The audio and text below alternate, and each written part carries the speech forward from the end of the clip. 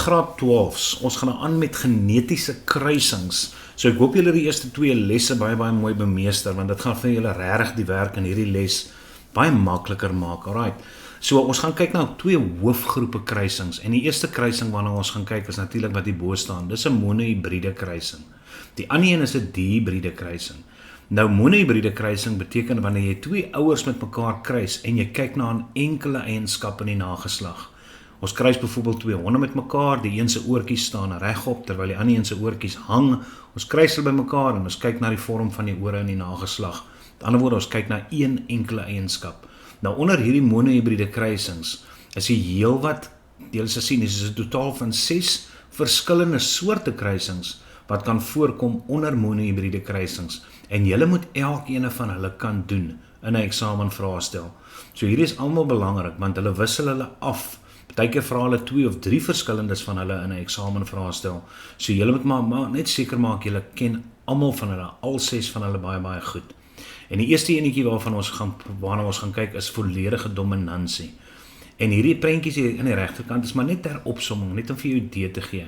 Nou volledige dominansie is die basies die tipe monohybride kruising wat ons die meeste doen. Met ander woorde, ons kruis ook natuurlik 2 katte met mekaar en die een kat se stert is reguit en die ander kat se stert is gekrul. En ons sien in die nageslag of daar's kleintjies met gekrulde sterte of daar's kleintjies met reguit sterte. Met ander woorde, hierdie eienskappe, hierdie allele word uitgedruk in die nageslag. Alright. En ons noem hulle volledige dominansie. So ons gaan definitief 'n voorbeeld daarvan doen. En dan die volgende enetjie is onvolledige dominansie. Nog steeds, onthou ons is nog steeds besig met monohybride kruisings, hoor, maar is almal verskillende tipe kruisings onder monohybride kruisings, verskillende tipe kruisings wat jy kry met verskillende uitkomste. En die volgende enetjie is vir onvolledige dominansie. En hier sit ek 'n prentjie van blommetjies waar jy rooi blom kruis met 'n wit blom en ewe skielik kom daar 'n pink blom uit. Met ander woorde, nou is daar ewe skielik 'n vermenging van die ouers se allele. En ons noem dit onvolledige dominansie. Derde enetjie waarna ons gaan kyk is kodominansie. Hier het ek byvoorbeeld 'n swart bees wat ons kruis met 'n wit bees. En dan ewe skielik kry jy hierso 'n swart en wit bees.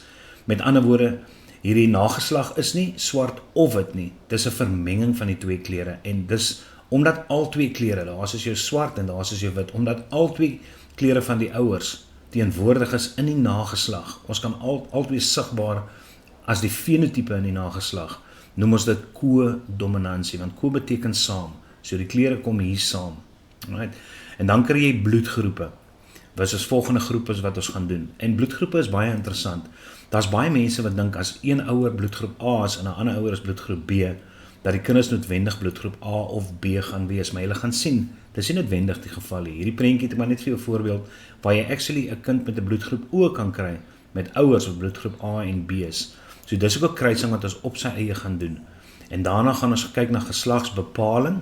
Nou ons weet mos nou al, jy het mos in les 2 gesien dat daar iets is soos 'n karyotype en 22 pare van jou kromosome staan bekend as autosome wat verantwoordelik is vir jou vir al jou liggaamse kenmerke behalwe jou geslagskenmerke. En jou geslagsbepaling word gedoen op die 23ste paar wat bekend staan as jou chromosoom. En daai 23ste paar kan of 2 lang kromosome hê en ons noem daai lang kromosome X-kromosome. Of dit kan 'n lang kromosoom en 'n kort kromosoom hê. En ons noem die kort kromosoom 'n Y-kromosoom. Okay, daai X is nou baie lelik. 'n Y-kromosoom. So afhangend van watter van hierdie spesifieke kromosome op daai spermselletjies voorkom of op die eierselle voorkom en dan wanneer hulle bymekaar kom, daai kombinasie gaan dan bepaal of dit 'n seentjie of 'n dogtertjie is. In hierdie prentjie wat ek hierso het, gaan jy natuurlik eindig met 'n seun. 'n Seun is XY en 'n dogtertjie is XX, maar ons gaan kyk daarna ook. En dan die laaste enetjie wat ook belangrik is, en hulle vra dit ook nogal gereeld in vraestelle, is geslagsgekoppelde afwykings. En dit het ook te doen met jou chromosoom, jou 23ste paar kromosoom wat verantwoordelik is vir jou geslagskenmerke.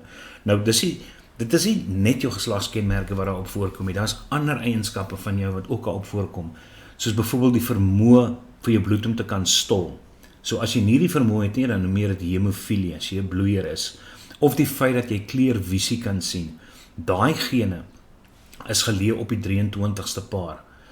En baie keer is daar so fout met een van daai 23ste pare en dan sit jy met 'n resessiewe geen wat kan lei tot hemofilie en wat kan lei tot kleurblindheid. En omdat dit op die 23ste kromosoom is, jou geslagskromosoom voorkom, daai spesifieke allele of eienskappe, noem ons dit geslagsgekoppelde, want dit kom van die een ouers af. So dit is al die verskillende monohybrid kruisings wat jy moet kan bemeester. En ons sal nou een vir een elkeen van hulle doen. En ons begin by die kruising wat seker die meeste voorkom en dis die kruising wat volledige dominansie genoem word. Onthou, 1 tot 6 is almal monohybride kruisings waar slegs een spesifieke eienskap in die nageslag ondersoek, waarvan jy nou volledig, onvolledig ko-bloedgroepe, geslagsbepaling of geslagsgekoppelde afwykings kan kry.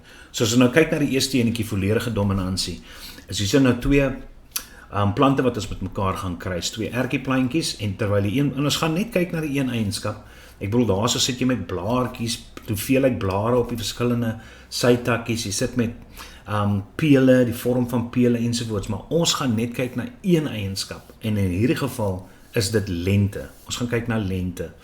En die voorbeeld wat ons hier gaan doen is, ons gaan kruis 'n homosegotiese lang ertjieplantjie, en probeer altyd in die gewoonte inkom dat as jy inligting kry op 'n vraestel, onderstreep daai wat vir jou belangrik is. Okay, so ons weet ons kry 'n homosegotiese lang plant met 'n homosegotiese kort plant. En as jy ook les 2 opgelet het, sal jy weet ons gebruik die letter van die alleel wat die meeste gaan voorkom in die nageslag, okay, of in daai plante. Stel dit so, in hierdie geval, die feit dat hulle lank wees, daar gaan meer lang ertjieplante wees as kort ertjieplante. So ons gaan die letter L gebruik, in hierdie geval, wat vir jou lank gaan aantoon, en ons gaan die klein lettertjie L gebruik, wat vir ons kort gaan aantoon. So eienskappe word deur letters aangedui, dit het ons reeds bevestig in 'n vorige les. Die dominante eienskap se letter word gebruik, dit weet ons ook reeds, en so pas dit weer vir julle genoem.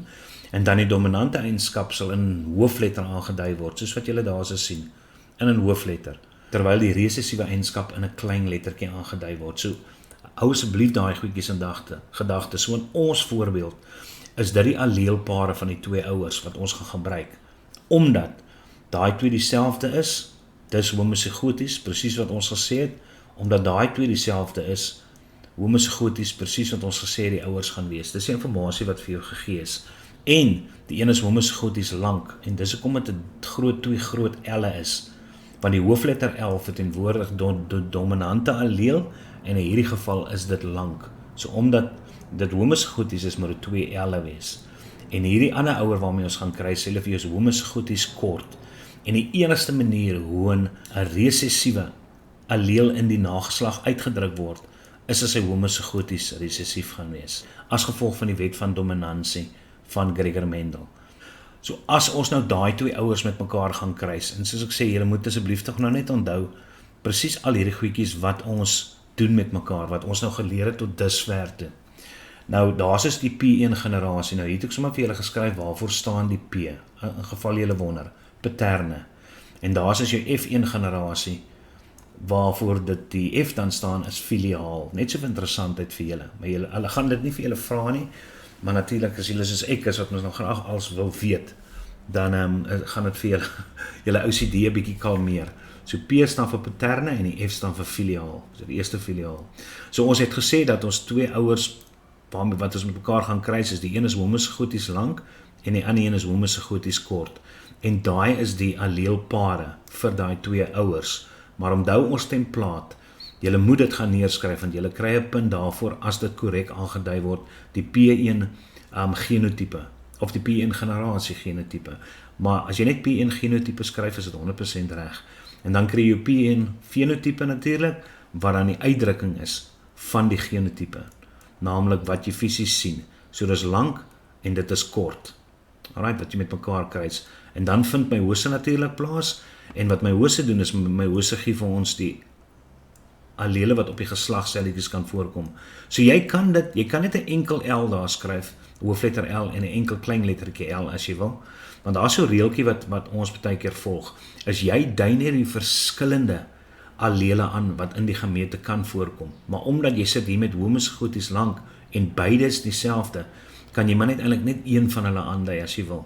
Maar om doodseker te maak, dat jou proses reg verloop en jy bietjie onseker is, sit eerder die kommaatjie daarin met 'n volgende groot L en sit eerder die kommaatjie daarin met 'n volgende klein L'tjie. Omdat ons mos nou weet hoe 'n Punnett-diagram werk en jy wil mos nou 2 allele gaan insit in die van elke ouer binne die Punnett-diagram. Sit maar jou kommaatjie in of skryf die lettertjie N tussenin, maar hierdie gamete moet geskei word, hoor. So vir meiose en bevrugting kry jy altyd 'n punt. En dan die feit dat jy P1 en F1 aandui, kry jy ook altyd 'n punt. So skryf sit daai goedjies in. En dan natuurlik vir die bevrugtingsproses, op die volgende bladsy gaan ek vir julle 2 tegnieke wys hoe jy die bevrugtingsproses aandui. Maar die produk van bevrugting in hierdie geval gaan hoofletter L en kleinletter L wees. Okay, en dit geld vir die hele nageslag, omdat van die een ouer af jy net hoofletter L kan kry en van die ander ouer kan jy net kleinlettertjies L kry op hulle gamete. So maak nie saak watter gameet van die een ouer met die ander gameet van die ander ouer versmelt tydens bevrugting het. Jou alleelpare wat gaan vorm, gaan altyd 'n hoofletter L en 'n kleinletter L wees in hierdie spesifieke voorbeeld. Alright, en dan moet jy natuurlik weer ook aandui dat jou F1 generasie, jou eerste filiaal generasie se genotipe daai is, en daarvoor kry jy natuurlik nog 'n punt, en dan jou fenotipe vir jou F1 generasie is heterozigoties lank. En hier sit ons nou met die 2 maniere wat jy kan gebruik om die F1 generasie te bepaal. Met ander woorde, dit is een van hierdie 2 tegnieke moet jy insluit in jou templaat. Jy kan nie niks uitlos soos op die vorige bladsy nie. Ek het net dit uitgelos daarso dat ons op hierdie bladsy vir jou kan aandui wat gaan jy na bevrugting gebruik. Gaan jy of die oorkruising illustreer vir hulle of gaan jy die Punnett-diagram vir hulle illustreer om te wys jy weet wat tydens bevrugting met mekaar kan versmelt om dan jou F1 generasie te gee. So die eerste enetjie is oorkruising, so hier is ons 2 allele van die een ouer wat moontlik op die gamete kan voorkom en daar is die allele van die ander ouer wat op die gamete kan voorkom. So hier sit maar net 'n geval van, so jy vat hierdie eerste alleel en jy bind hom met die eerste enetjie daarso, dan gaan jy groot L klein L kry. Jy vat weer die eerste enetjie en jy verbind hom met die tweede enetjie en gaan nog steeds groot L klein L kry. En dan vat jy hierdie tweede ene en sit hom met daai eerste enetjie en gaan groot L klein L kry en dan gaan jy daai tweede enetjie weer vat met hom en dan gaan jy weer groot L klein L kry. So almal in die nageslag gaan basies heterozigoties lank wees. En dit is wat hierdie oorkruising ook vir jou wys. Maar die manier wat ek eintlik maar verkies, dat die mense in die gewoonte kom, is die Punnett-diagram. Right, want dit is eintlik baie maklik. En as weet ons een ouer was homozigoties dominant, met ander woorde hierdie was die 2 allele wat op sy gamete kan voorkom, en die ander ouer was homozigoties kort. Soos weet hierdie is die 2 allele wat op sy gamete kan voorkom. So nou vul ons maar net die een ouer sin daarin en die ander ouer sin daarso in en ons kom hulle net by mekaar. Okay, so sit maar net die hoofletter L eerste, uit respek uit vir die dominante alleel, sit jy maar die hoofletter L eerste, skryf hom altyd eerste, en dan dieselfde, daai enetjie gekombineer met daai enetjie, vorm natuurlik dit, en daai enetjie gekombineer met daai ene, vorm vir jou daai, en so aan, jy gaan sien, jy gaan op presies dieselfde resultaat uitkom as daai, met ander woorde, almal in die F1 generasie, gaan heterozigoties lank wees, dis die fenotipe, F1, almal gaan groot L, klein L wees, dis die F1 genotipe. Nou wat hulle gereeld vir jou vra, is nou om dan 2 individue van die F2 generasie nou met mekaar te kruis. Met ander woorde 2 van daai heterozigotiese individue. En nou belangrik om te onthou is, omdat jy nou hulle 2 met mekaar gaan kruis, en hulle vorm nou jou nuwe ouers, noem jy hulle nou jou P2 generasie. Okay, baie belangrik. So hulle was in die vorige een die F1 generasie gewees, maar nou kruis jy 2 van hulle met mekaar, en nou raak hulle jou tweede stel ouers, jou tweede paterne groep. Okay, so is belangrik dat jy die P2 daar so insit. En dan weer eens, generasie genotipe, hulle sê jy met 2 van hulle met mekaar kruis. Nou, die enigste opsie wat ons gehad het in hierdie voorbeeld vir die nageslag, was almal van hulle was groot L klein L gewees. So dit is dan nou maklik, soos as 2 van hulle met mekaar kruis, dan kan ons mos nou net 2 van hierdie met mekaar kruis, want dis al wat ons gehad het as genotipes van die F1 generasie. Dis waarom julle hierdie 2 langs mekaar nou sien. So beide van hulle se fenotipes, se P2 fenotipes is heterozigoties lank. So nou sit meiose wat natuurlik plaasvind, en nou sit ons die verskillende allele in wat jy kan. Nou daar moet 'n komma klein elletjie in wees wat ek gemis het daarso en daar moet 'n groot L wees met 'n komma klein elletjie. So daai is nou korrek soos wat julle dit daarso aandui. Okay. Dit is hoe dit aangedui moet word. En dit is wat die produkte natuurlik van meiose is, waar die allele mos geskei word as gevolg van die wet van segregasie van Mr. Charles Darwin, Mr. Gregor Mendel. En dan om bevrugting aan te dui, die produkte van bevrugting, so ek sê gebruik maar die Punnett-diagram. Dit is maar altyd die veiligste om te gebruik, om seker te maak jy maak nie enige foute nie. So daar sit jy die een ouer se allele in, dis van die een ouer, en daar sit jy die ander ouer se twee allele in. Alright, en dit is mos wat ons gehad het. So hoofletter L en 'n klein lettertjie L en 'n hoofletter L en 'n klein lettertjie L, daar is hulle. Right, so nou sit jy dit net daarin. En dan hierdie is natuurlik 'n kombinasie van daai twee, en daai is 'n kombinasie van daai twee, en die is 'n kombinasie van daai twee, en daai is 'n kombinasie van daai twee. So is baie eenvoudig. En dan gaan jou F2 generasie, gaan nou dit wees. Met ander woorde, jou verhouding is 1, en daar's 1, en daar's 1, en daar's 1, maar omdat hierdie twee dieselfde is, vorm hulle dan die 2. En dit is waar daai 2 inkom, wat jy daar so sien. So dis 1 tot 2 tot 1. Dis die genotypiese verhouding. Maar ons weet mos nou, dat hierdie een lank gaan wees, hierdie 2, omdat daar 'n dominante allele is, volgens die wet van dominansie, gaan hulle ook lank wees. En hierdie gaan die enigste een wees, wat kort gaan wees. So jy sit met 3 langes daarso, en 1 kort aan hierdie kant. En dit is ook om daai fenotypiese verhouding, in hierdie voorbeeld, 3 tot 1 is. 3 lank, en dan enetjie kort. Alright, dis baie belangrik. So, dit is die voorbeeld van 'n volledige dominansie, met ander woorde, slegs een van die allele van die ouers word uitgedruk in die nageslag, en julle moet dit ken. En enige voorbeeld kan er vir jou gee. Hulle kan vir jou sê, hulle kan vir jou breinmuis kruis met 'n grys muis. Hulle kan vir jou sê, hulle kan 'n blaar wat geriffelde kante het, kruis met 'n blaar met geronde kante, en dan, dit is jou tipiese kruisings wat jy gaan doen. Nou, volledige dominansie, soos ons gesien het, in die P1 kruising van 'n ertjieplant was al die nageslag lank. Dis was lank dominant oor kort. By volledige dominansie word slegs die effek van die dominante alleel in die fenotipe uitgedruk. Alright. Daarom vertoon 'n heterogotiese alleelpaar die dominante fenotipe. Jy kan met 'n toetskruising agterkom wat is die alleelpaar van een van die ouers. Soos wat hulle hier sê, dit word gedoen indien die een ouer 'n dominante fenotipe toon, maar dit is onbekend of die ouer homo of heterogoties is. So 'n ouer word dan gekruis met 'n homozigotiese resessiewe ouer. En deur daai ouer te kruis met daai homozigotiese resessiewe ouer, deur te kyk na die produkte van die nageslag, kan jy dan agterkom, presies, was daai vorige ouer, was hy homozigoties dominant, of was hy heterozigoties?